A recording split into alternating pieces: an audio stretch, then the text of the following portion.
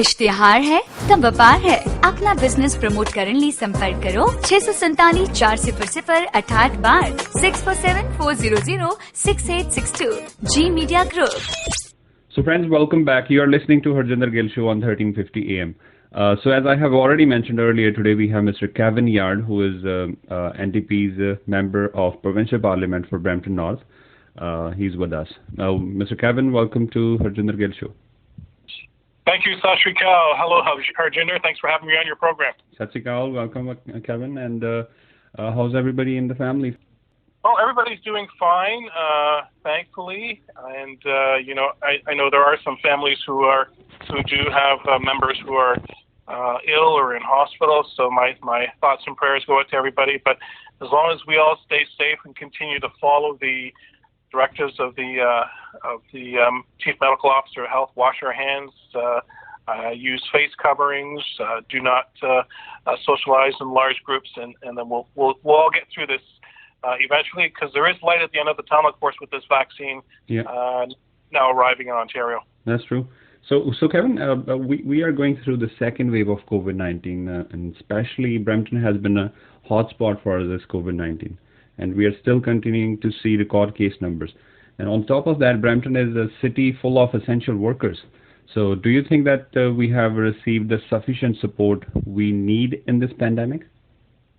Well, you know, that's something that people need to realize. And we've been getting a lot of negative press because our numbers are rising. But people need to understand, as you just mentioned, Harjinder, that many people in Brampton are risking their lives to move goods across the province, to keep, for instance, you know, our food supply chain moving, and they're working in our factories, they're working in healthcare. I know someone who's a PSW, a close friend of mine, and they're all frontline essential services. Right. So when you look at that, you know, our community is not new.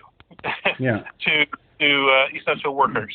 And, you know, we've been calling for Peel Public Health to receive, you know, the supports from the government, but they haven't received the supports from the government. I even had my motion for Peel Public Health to receive supports. The government agreed to it. The minority, other parties, the Liberals and the Greens, they all supported. Everybody supported it, but we have not seen that support. Right. And the government just doesn't want to spend the money to protect them. So that is unfortunate. So how do you rate the arrangements in the hospitals? How do you? Sorry. How would you rate the arrangements in our hospitals? Well, you know, we've always been at behind the eight ball when it comes to funding in our hospitals. We've been underfunded prior to the Conservatives, under the Liberals, and now with COVID-19, Harjinder, we're seeing all these problems come to roost. And I mean, I thank the doctors, I thank the nurses. They're doing the best they can, but we still have hallway medicine. Right. And now with COVID-19, we are finding that. I've spoken to the Chief Medical Officer of Health, Dr. Lowe. I've spoken to him, and he said that they've had to outsource. They've had to go to other hospitals to get assistance, and this shouldn't be. It shouldn't be like that. But unfortunately, that's what's been having to happen with COVID-19, and we're now at a breaking point where we need the government to step up and do the right thing. We've asked them for the new hospital and for funding for a new hospital, and that's not there. And we've asked for isolation sites in Brampton East. That's not there. So we're doing what we can in terms of as an opposition party to push this government to do the right things. But for some reason, they just want to sit on their $12 billion with a B, billion dollars that they could be using to provide supports for hospitals, to provide supports for long-term care homes, and it's just not there. Right. Kevin, many kids are still going to the school to attend their in-person classes, and we have seen the increased numbers of cases in the schools. So your comment on that? Well, the first wave came and went, We knew what was wrong, what we had to do, and the government, they had enough time through the summertime to prepare for September, to prepare for the school year, and they didn't. What they have to do and what they didn't do, it didn't limit the class sizes. We said you need to have a limit of at least 15 students per class. That has not happened. We've been seeing cases in Brampton schools. In my riding, Brampton North at Carberry Public School, Fern Forest, I believe Harold Braithwaite also. We have cases there. So the government is still not capping class sizes and is refusing to do widespread in-school testing. And this has led to increasing cases, not just in Brampton, but right across the province in schools. So what we continue to do down at Queen's Park is calling on this government, calling on the Ford government they have to deploy in-school COVID-19 testing. Any school in a neighborhood with high positivity rates, and that's mainly Brampton North, Brampton East, throughout the our entire city. So they have to do that. They have to fund it and set it up.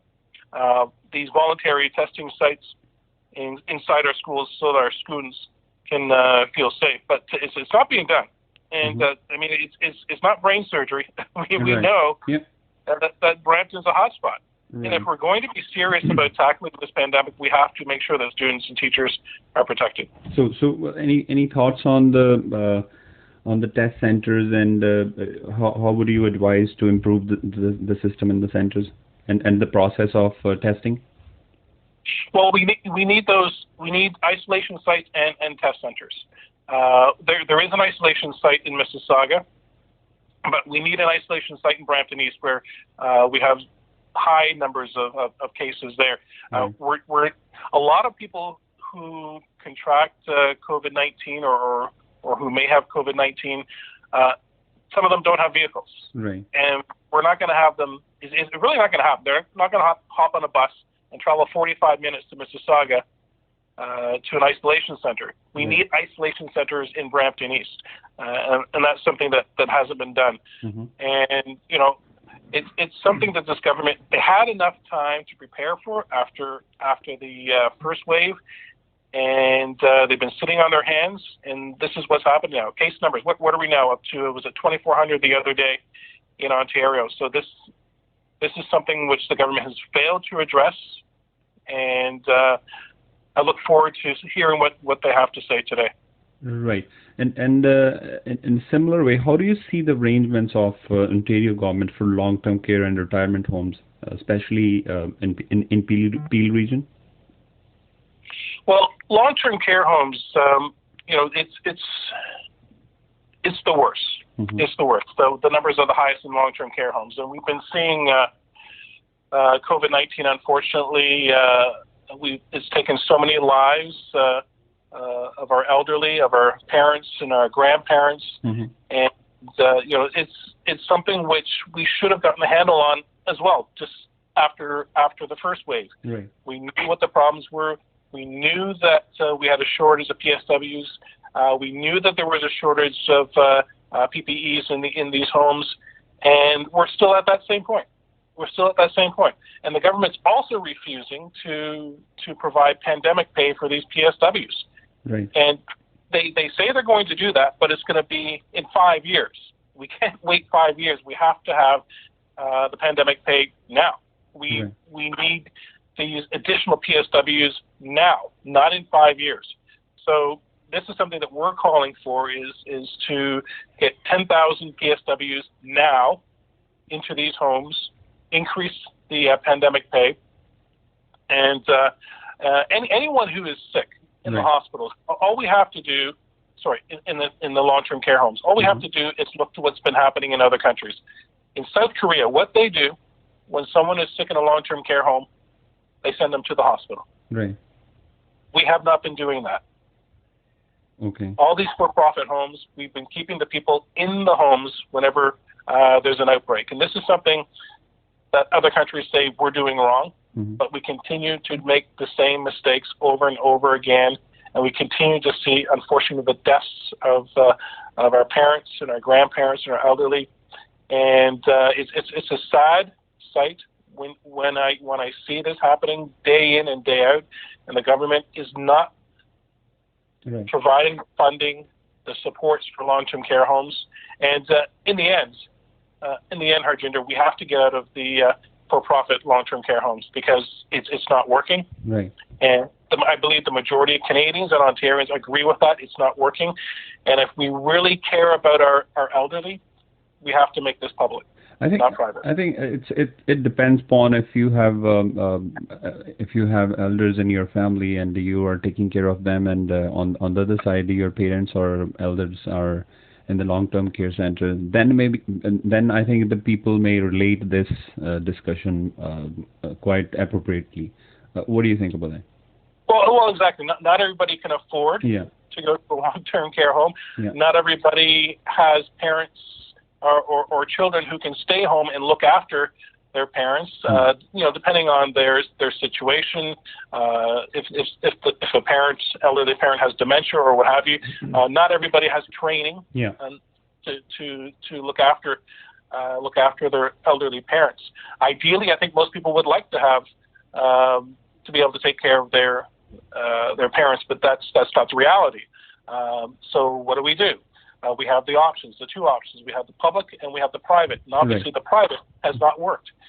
And we've seen the mistakes under the Liberal governments and now under the Conservatives. And it's time for a change because too many are dying. And the for-profit is just that, for-profit. And the last thing they appear to care about is the safety and the well-being of elderly. I mean, we had to have the military go in to these long-term care homes, some of these long-term care homes, to tell us what we all knew, but to shed light and say, well, this is what's going on in these homes, in these for-profit homes. And we even had some military going into these homes who suffered from seeing these elderly with bed sores and malnutrition and sleeping in their soiled underwear. It's just horrible. Thankfully, for me, my mom is still at home, and she even said to me one day, she said, "Kevin, don't ever put me in one of those homes." Right. She said that to me. I said, I would never do that to you. That's but, I'm not a nurse. I'm not a doctor, so I don't know the future.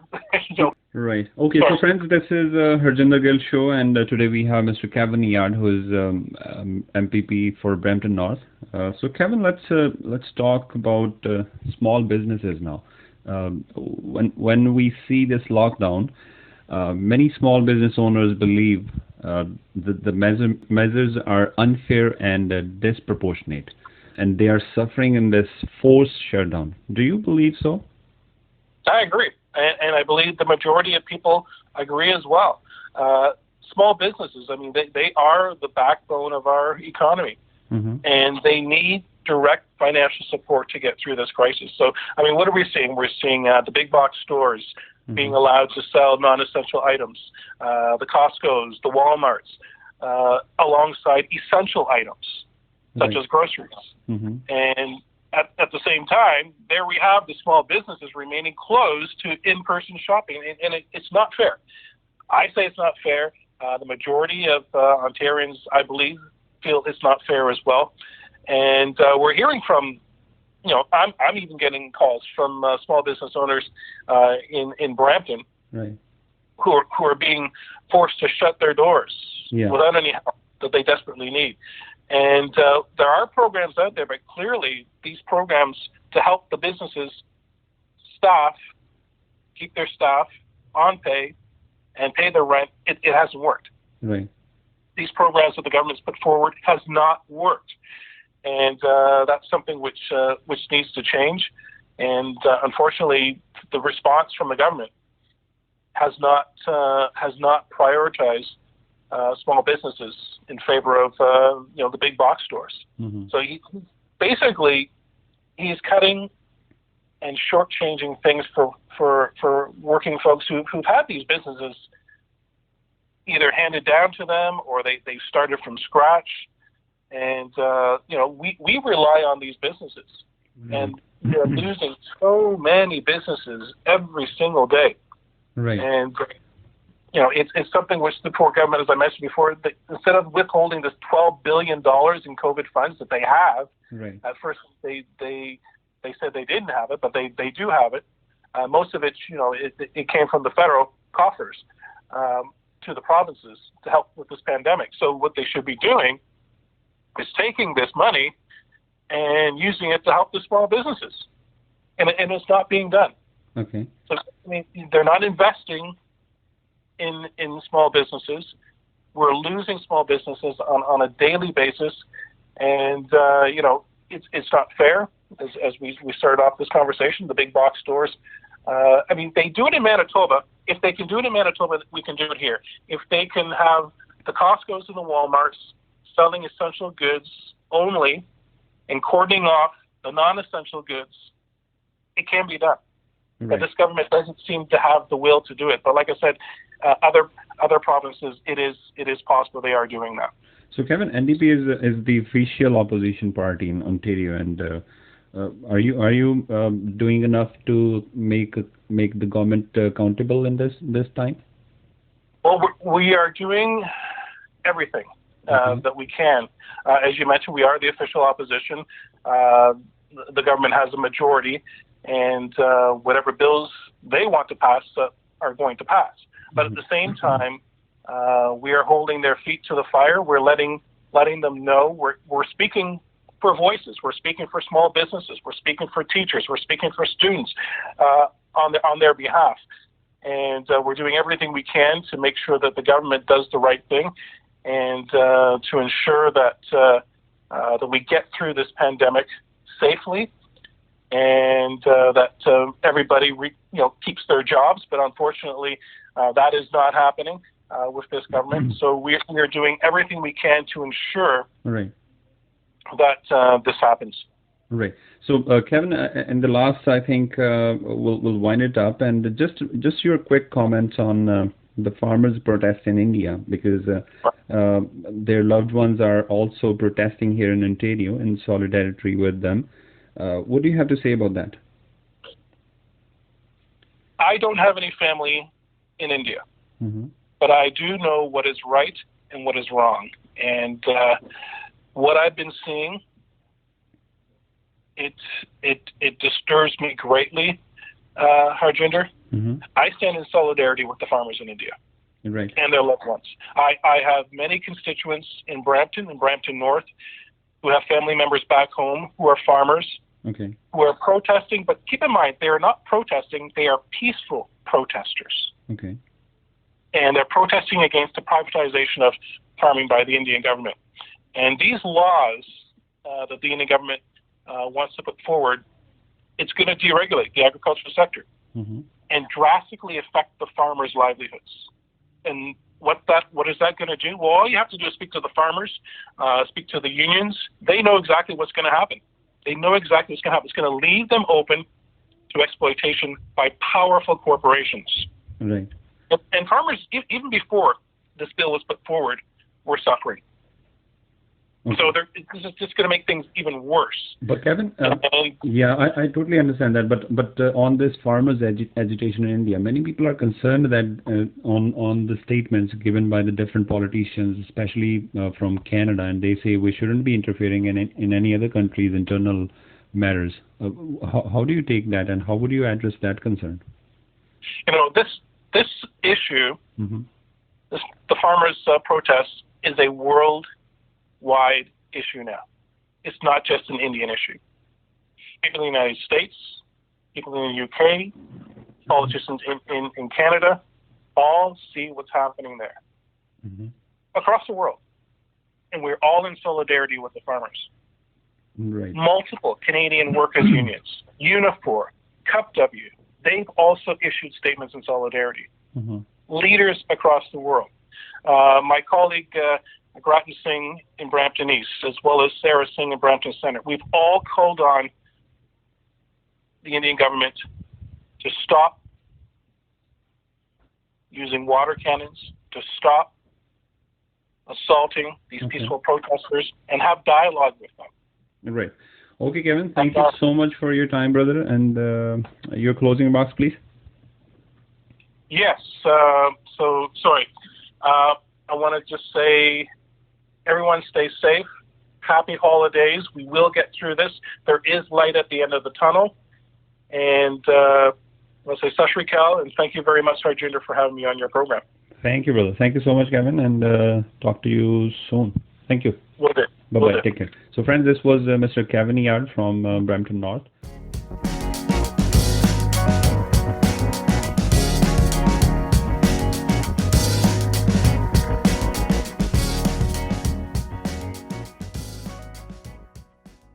For all our latest updates, please subscribe G Media Group YouTube channel and press the bell icon.